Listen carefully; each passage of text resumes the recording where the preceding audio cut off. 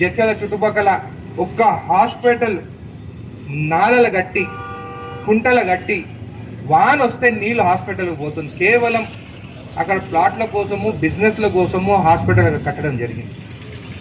అక్కడ ముందు అసైన్డ్ భూములు ఆయన సొంత అక్క, మాజీ ఎమ్మెల్యే పేరు తీసుకుంటున్నాను, ఆయన సొంత అక్క కొడుకు అసైన్డ్ ల్యాండ్ కొన్నారు. అసైన్డ్ ల్యాండ్ ఎవరు కొనొద్దు. నేను మీకు అందరికి ఎందుకు చెప్తున్నానంటే, మీరన్న పోయి ఆ లక్ష్మారెడ్డికి చెప్పి అది తప్పు 2 ఎకరాల భూమిని మేనల్లుడు కొనింది, ఆ 2 ఎకరాల భూమి గవర్నమెంట్కి రిటర్న్ చేస్తే మెయిన్ రోడ్ నుంచి మనకి ఎంట్రన్స్ హాస్పిటల్కి ఉంటుంది.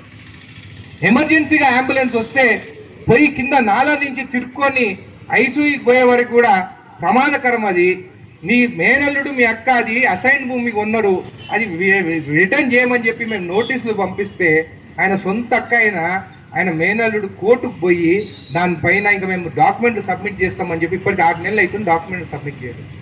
అందుకని మేము నన్ను అందరినీ రిక్వెస్ట్ చేస్తున్నాను. నేను ఇది నా కోసం అడుగుతలేను, ఎవరి కోసం అడుగుతున్నాను, పేదవాళ్ళ కోసం అడుగుతున్నాను, జడ్చల కోసం అడుగుతున్నాను.